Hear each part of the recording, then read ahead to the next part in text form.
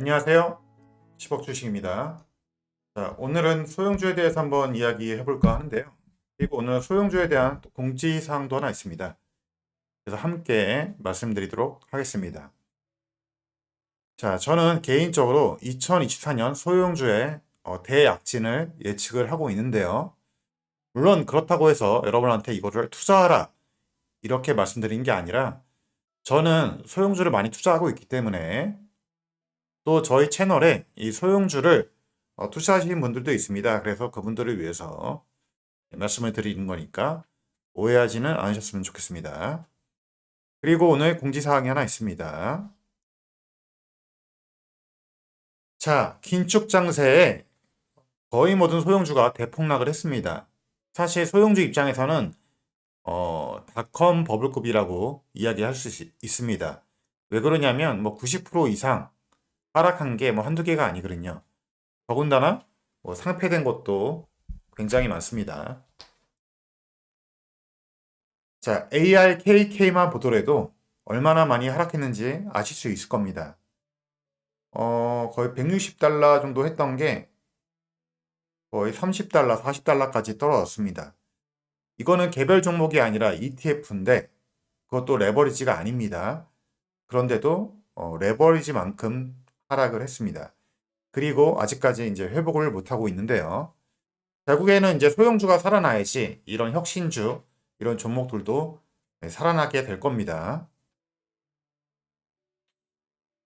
자, 펀드가 저 정도 무너졌으니까 개별 종목은 뭐 90% 이상 날아가는 거는 뭐 당연하겠죠. 이게 언제부터 하락을 했냐면 2021년 중순이 지난 다음부터 여름이 지난 다음부터 하락을 하기 시작했습니다.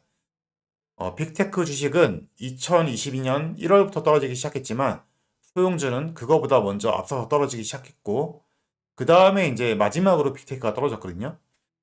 반대로 지금 올라갈 때도 이제 빅테크가 가장 먼저 올라가는 것이고 소형주는 아마 가장 나중에 올라가게 될 것입니다. 왜냐하면 펀드멘탈이 가장 약하기 때문이죠. 대신에 이제 올라갈 때는 엄청나게 큰 상승을 만들어낼 수 있다. 자, 현재 러셀 2000만 보더라도 거의 2년째 횡보를 하고 있는 중입니다. 한번 크게 폭락한 이후에 횡보를 하고 있고요. 그런데 이제 제가 볼 때는 2년 반 정도면 충분히 조정을 받았다고 생각하고 더군다나 이제 금리의 끝자락 아니겠습니까? 이제 금리 인하가 시작되면 본격적으로 달리지 않을까 그런 예측을 하고 있습니다. 대부분의 사람들은 이제 긴 하락장에 지쳐가지고 떠났습니다. 그럴 수밖에 없죠. 90% 이상 하락하고 그것을 견뎌낼 사람이 그렇게 많이 있지는 않을 겁니다. 자, 그러나 저는 이 상황을 오히려 기회로 생각을 합니다. 대부분의 사람들이 떠났을 때 그때가 기회가 오기 때문이죠. 그때 저는 주워 잡는 겁니다. 자, 현재 롯데 리철은 거의 반등을 하지 못하고 있고 나스닥 100만 지금 달려가고 있습니다. 나스닥 100 같은 경우에는 조금 고밸류에이션이라고 생각을 해요. 네. 자, 이제 러셀 2000에 대한 기관들 그리고 헤지펀드의 자금들이 조금씩 들어오고 있는 중입니다. 아직 본격적으로 들어왔다고 보긴 힘들지만 만약에 이제 인플레이션이 확실하게 잡힌다는 분위기가 되면 자금이 일시적으로 확 들어올 수 있다. 저는 그렇게 보고 있습니다. 러셀 2000의 이제 평균 PE 레이쇼를 보면은 평균보다 낮습니다. 평균보다 낮고 한 지금 최고 낮았을 때는 한 13.2, 과거에 2008년도에 그랬고요. 현재는 한 중위값 정도에서 약간 아래에 있는 21.7 정도를 유지하고 있는 것 같습니다. 이게 이제 2021년 그 펄을 보면은 그때는 54였습니다. 엄청난 거품이 꼈다는 걸 알 수 있죠. 사실 이제 우리가 이런 걸 보면서도 거품이 꼈다는 것을 알았어야 되는데 그때는 이제 그런 생각을 못 하죠. 계속 올라갈 줄 알았죠. 그런 걸 통해서 또 한번 시장에서 배워야 됩니다. 자, 어쨌든 이제 금리 인하가 된다면 기업의 수익이 증가가 됩니다. 왜냐하면은 당연히 대출에 대한 이자가 줄어드니까 기업에 대한 이익이 증가하죠. 그리고 제가 오늘 여기 파워포인트에는 적지를 않았는데 또 하나는 뭐냐면 자, 기업들이 어려우니까 필요 없는 비용을 줄이기 시작했습니다. 그래서 직원들도 해고하고 필요 없는 사업들도 정리하고 그러니까 이런 위기가 반드시 악재일 수만은 없다. 위기는 기회다. 라고 저는 보고 있는 거예요. 그러니까 살아남기만 한다면 오히려 이런 위기를 통해서 기업은 조금 더 단단해질 수 있습니다. 그러니까 중요한 것은 지금은 살아남는 거죠. 그런데 이제 거의 금리의 끝자락이잖아요. 이제 거의 다 왔다 이거죠. 예. 그래서 여기서 조금만 더 버텨낸다면 저는 충분히 내년에 굉장히 좋은 성과를 만들 수 있지 않을까 기대를 굉장히 많이 하고 있습니다. 이건 뭐 아까 제가 말씀드렸듯이 밸류에이션이 평균 이하이기 때문에 그렇게 무리한 가격은 아니다. 뭐 이렇게 보시면 될 것 같고요. 또 하나는 뭐냐면 이제 아까 기관 해지가 잠깐 자금이 들어온 화면을 보여드렸는데 이제 그동안 기관들이 빅테크 중심으로 매입을 했잖아요. 근데 이제 가격이 많이 올라갔고 그다음에 밸류에이션이 높잖아요. 자, 이런 상황에서 추가적인 이득을 얻고 싶으면 어떻게 되죠? 그동안 많이 안 올랐던 종목을 찾기 시작합니다. 그게 어느 거죠? 예, 소형주가 되겠죠. 그러면 명분이 있어야 되지 않겠습니까? 자금이 들어오려면. 그게 이제 금리나 시점이 되겠죠. 어쨌든 이런 분위기를 타고 대규모 자금이 이동할 가능성이 있다. 예, 저는 그렇게 지금 보고 있습니다. 만약에 제 예측이 맞는지 틀린지 그것은 내년 이맘때쯤 여러분들이 확인하시면 될 것 같고요. 그렇다고 해서 여러분한테 투자해라 이런 의견은 절대 아니에요. 그냥 제가 이렇게 투자하고 있다라고 말씀드리는 거예요. 자, 오늘은 2023년 11월 29일입니다. 이날을 기억해 주시기 바랍니다. 자, 그러나 어쨌든 결국 기업은 실적에 회귀합니다.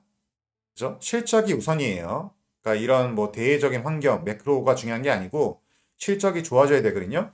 물론 이제 실적에는 매크로가 큰 영향을 줍니다. 하지만 어쨌든 실적이 좋아져야 돼요.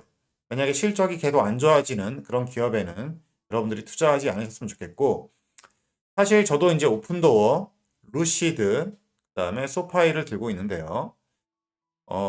소파이는 실적이 계속 좋아지고 있습니다. 그래서 걱정을 안 하고 있는데 오픈도어는 이제 금리 때문에 좀 힘들어하고 있고, 그 다음에 이제 루시드는 차가 좀 안 팔려가지고 좀 힘들어하고 있습니다.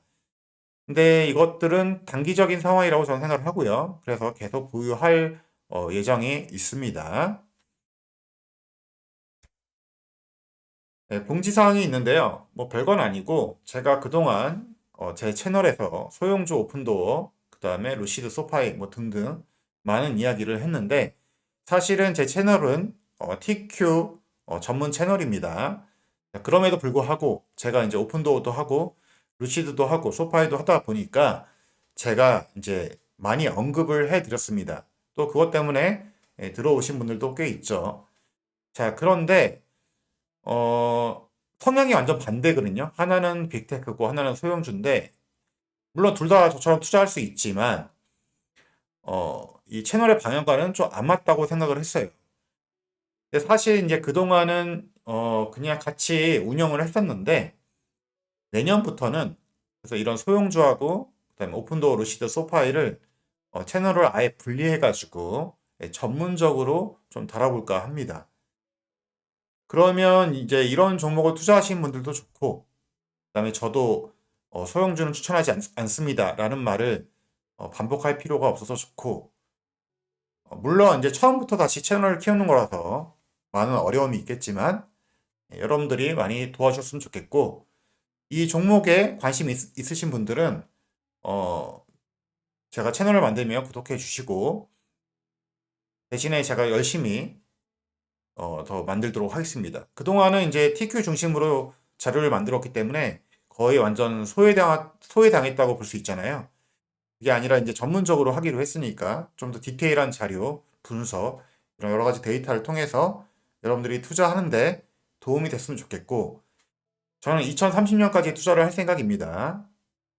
일단은, 그래서 함께 장기 투자하실 분들, 많이 모이셔가지고 이 소형주에 대해서 이야기를 했으면 좋겠습니다.